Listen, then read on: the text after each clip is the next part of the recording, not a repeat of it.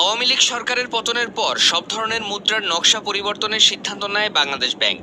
সেই অনুযায়ী নতুন নকশার নোট একে একে ছাড়া হচ্ছে।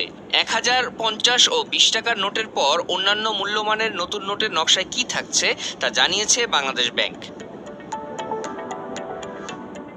আগের সব টাকায় যুক্ত ছিল বঙ্গবন্ধু শেখ মুজিবুর রহমানের ছবি, নতুন নকশায় তার ছবি নেই।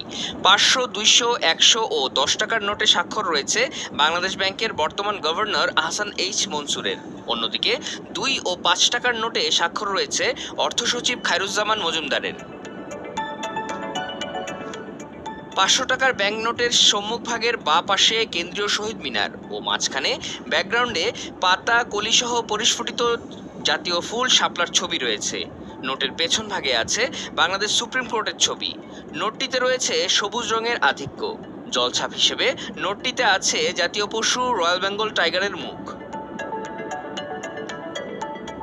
২০০ টাকার ব্যাংক নোটের সম্মুখভাগের বাঁ পাশে ঢাকা বিশ্ববিদ্যালয়ের অপরাজেয় বাংলার ছবি ও পেছন ভাগে আছে জুলাই গণ অভ্যুত্থানের সময় ছাত্রদের আঁকা একটি গ্রাফিতি। নোটটিতে হলুদ রঙের আধিক্য রয়েছে। জলছাপ হিসেবে এর নোটেও আছে টাইগারের মুখ। ১০০ টাকার ব্যাংক নোটের সম্মুখভাগের বাম পাশে বাগেরহাটের ৬০ গম্বুজ মসজিদের ছবি ও পেছনে সুন্দরবনের ছবি রয়েছে। নোটটিতে নীল রঙের আধিক্য বেশি।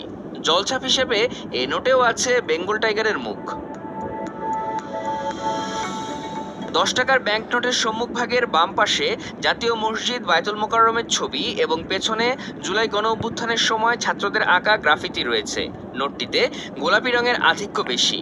জলছাপ হিসেবে এই নোটেও আছে বেঙ্গল টাইগারের মুখ। ৫ টাকা মূল্যমানের নোটের সম্মুখভাগে বাম পাশের ঢাকার তারা মসজিদের ছবি,